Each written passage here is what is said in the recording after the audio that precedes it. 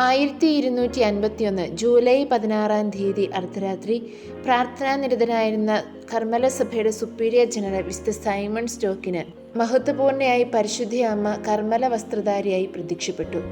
കർമ്മല ഉത്തരീയം നൽകിക്കൊണ്ട് മാതാവ് പ്രസ്താവിച്ചു, എൻ്റെ സാഹോദര്യത്തിൻ്റെ അടയാളവും നിത്യരക്ഷയുടെ അച്ചാരവുമായ ഈ ഉത്തരീയം സ്വീകരിക്കുക. ഈ ഉത്തരീയം ധരിച്ചുകൊണ്ട് മരിക്കുന്നവർ നശിക്കുകയില്ല. ലോകത്തിൽ ഇന്ന് കോടിക്കണക്കിന് കത്തോലിക്കർ ഉത്തരീയം ധരിക്കുന്നുണ്ട്. ഉത്തരീയം പിശാചുക്കളുടെ ആക്രമണങ്ങളിൽ നിന്ന് മരിയ ഭക്തർക്ക് സംരക്ഷണം നൽകിപ്പോരുന്നു. കർമ്മലനാഥെ, ഉത്തരീയം ധരിച്ചും ജപമാല ചൊല്ലിയും മാതൃകാപരമായ ജീവിതം നയിക്കണമെന്ന് ആഹ്വാനം ചെയ്ത അങ്ങ് ഞങ്ങളുടെ സ്വർഗീയ മധ്യസ്ഥയും സംരക്ഷകയും ആയിരിക്കണമേ. ജന്മപാപമില്ലാതെ ഉത്ഭവിച്ച പരിശുദ്ധ അമ്മേ, പാപികളുടെ സങ്കേതമേ, ഇതാ നിന്റെ സങ്കേതം ഞങ്ങൾ തേടി വന്നിരിക്കുന്നു. ഞങ്ങളുടെ മേൽ അലിവായിരുന്ന് ഇന്ന് ഞങ്ങൾക്ക് വേണ്ടി തിരുക്കുമാരനോട് പ്രാർത്ഥിക്കണമേ. കർമ്മല സഭയുടെ അലങ്കാരമായ മാതാവേ, ഞങ്ങൾക്ക് വേണ്ടി പ്രാർത്ഥിക്കണമേ എന്ന സുഹൃത ജപം ഇന്ന് നമുക്ക് ഹൃദയത്തിൽ